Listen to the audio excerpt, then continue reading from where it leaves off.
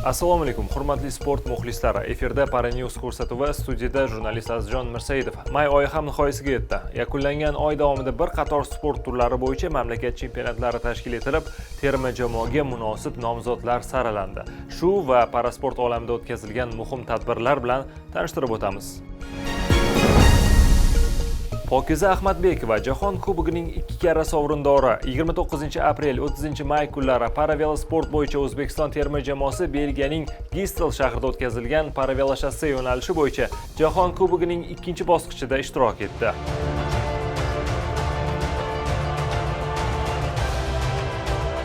Musobaqada terma jamoamiz a'zosi Pokiza Ahmadbekova HP klassida 19.2 km masofaga kechgan guruh poygasida qatnashib, ikkinchi natijani qayd etdi. Yurtboshimiz mazkur musobaqa doirasida tashkil etilgan vaqt poygalarida ham kumush medalga ega chiqqan edi. Parasuzish bo'yicha o'tkazilgan Parij jahon seriyasida 16 ta medal qo'lga kiritildi. 1-3 may kunlari Fransiya poytaxti Parijda parasuzish bo'yicha jahon seriyasining navbatdagi turi tashkil etildi. 3 kun davom etgan nufuzli musobaqada 38 ta mamlakatdan 150 nafarga yaqin parasuzuvchilar, jumladan vakillarimiz ham ishtirok etishdi.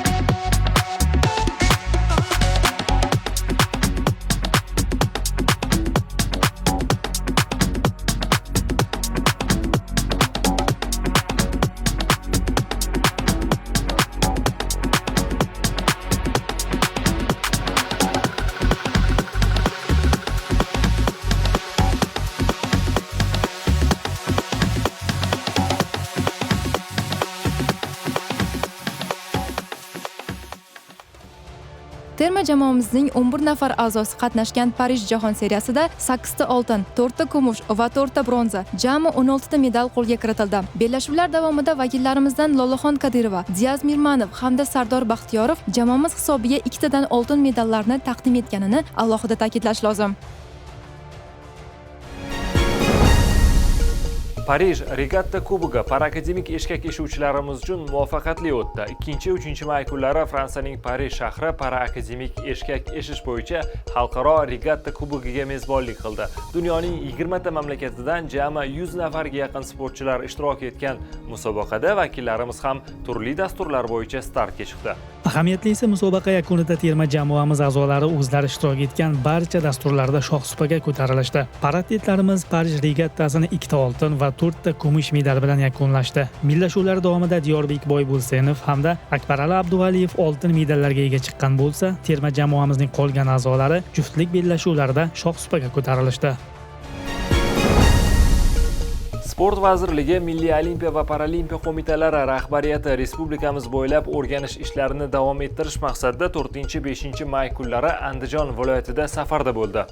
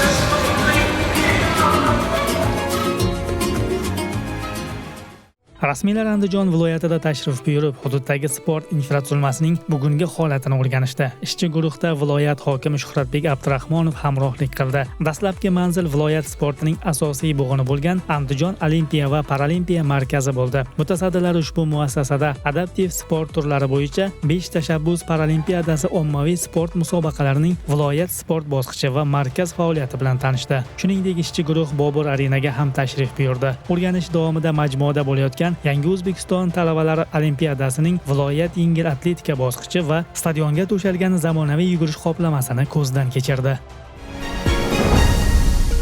4-6 may kunlari Toshkent viloyatining Angren shahrida joylashgan Yangiobod Respublika sport bazasi parayengil atletika bo'yicha o'smirlar va yoshlar o'rtasidagi mamlakat birinchiligiga mezbonlik qildi.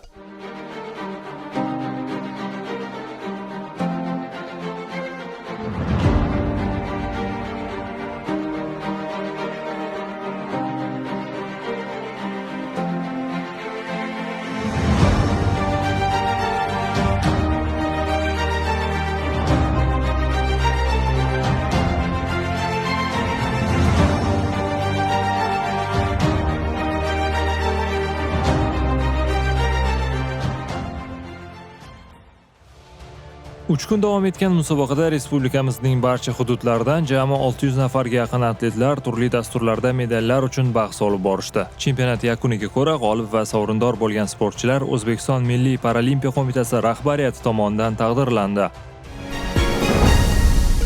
Toshkent 2027 Jahon chempionati taqvimi e'lon qilindi. Xabaringiz bor, poytaxtimiz 2027-yilda parayengil atletika bo'yicha kattalar o'rtasidagi dunyo birinchiligiga mezbonlik qiladi. Butun jahon parayengil atletika tashkiloti musobaqa taqvimini e'lon qildi.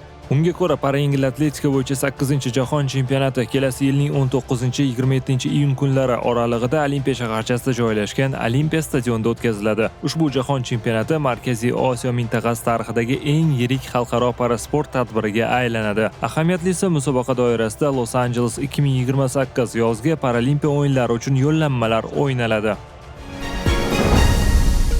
Paradzyudochilarimiz Astana Grand Prix'sida 5 ta medal qo'lga kiritishdi. 12-13 may kunlari Qozog'istonning Astana shahri paradzyudo bo'yicha 2026 Grand Prix Astana xalqaro turniriga mezbonlik qildi.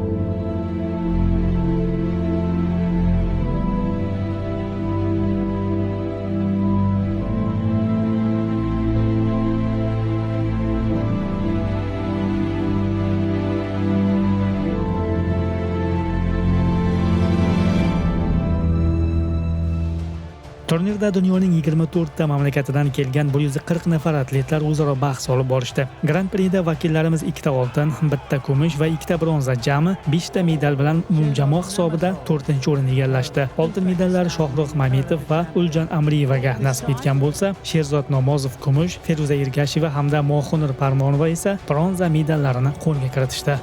Xonimlar va mirzolar, o'rnlaringizdan turlaringizni so'raymiz. O'zbekiston mamlakatining an'analar.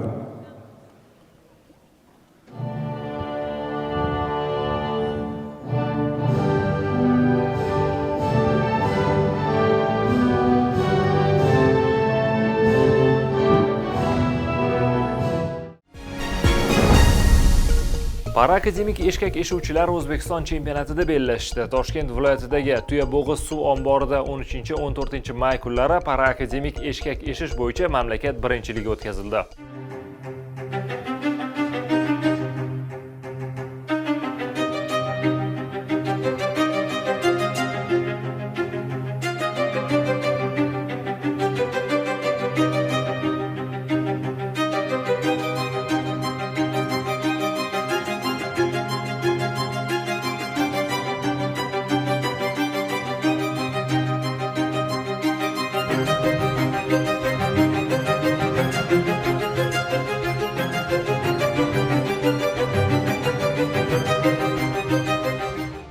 5 ta dastur bo'yicha tashkil etilgan murosasiz bellashuvlarda 70 ga yaqin sportchilar g'oliblik uchun o'zaro bahs olib bordi. Yakunda g'olib va sovrindor sportchilar O'zbekiston Milliy paralimpiya qo'mitasi mutasaddilari tomonidan taqdirlandi.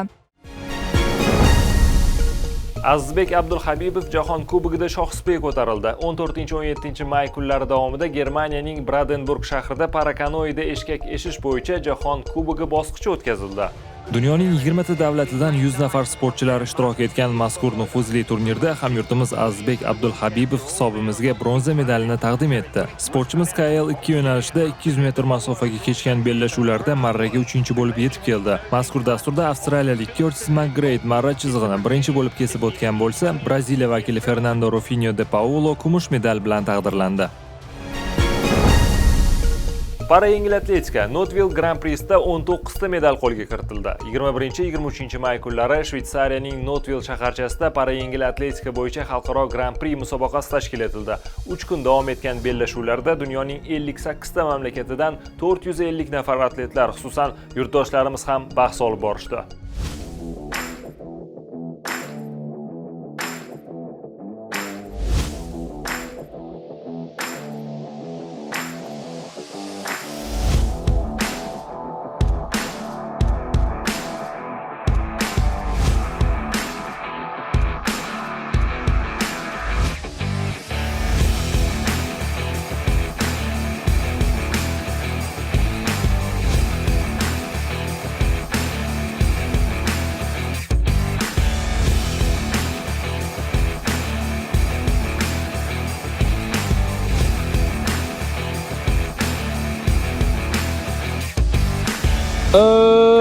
Rahmat, jahon rekordchisi. Jahon rekordchisi. Yana bittaga ko'paydi mana O'zbekistonda world rekord. Musobaqada para-yengil atletikachilarimiz tomonidan 6 ta oltin, 3 ta kumush va 10 ta bronza, umumiy hisobda 19 ta medal qo'lga kiritildi. Ahamiyatlisi bellashuvlar davomida O'zbekiston milliy terma jamoasi a'zosi Madina Muxtorova F40 klassidagi disk uloqtirish dasturi bahslarida tarixiy natija muallifiga aylandi. Hamyurtimiz musobaqada 25/158 metr natija qayd etib, raqiblarini ortda qoldirgan holda jahon rekordini yangilashga muvaffaq bo'ldi. Bunga qadar F40 klassidagi disk uloqtirish bahslarida eng yaxshi natija polshalik Renata Slivinskaga tegishli edi. Shu tariqa yosh va istiqbolli Madina Notville Grand Prix'sini 2 ta oltin medal bilan nihoyasiga yetkazdi.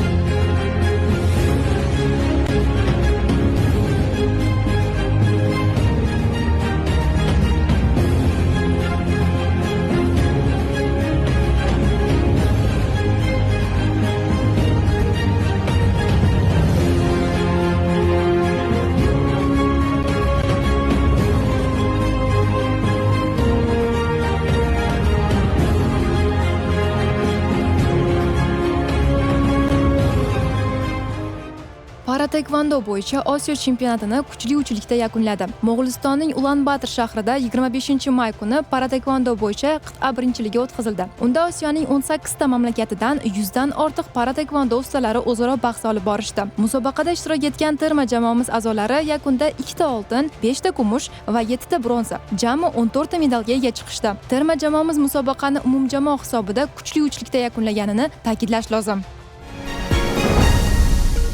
May oyi davomida parasport olamida o'tkazilgan tadbirlar va musobaqalar shulardan iborat edi. Kelgusi dasturlarimizda ko'rishguncha xayr, salomat bo'ling.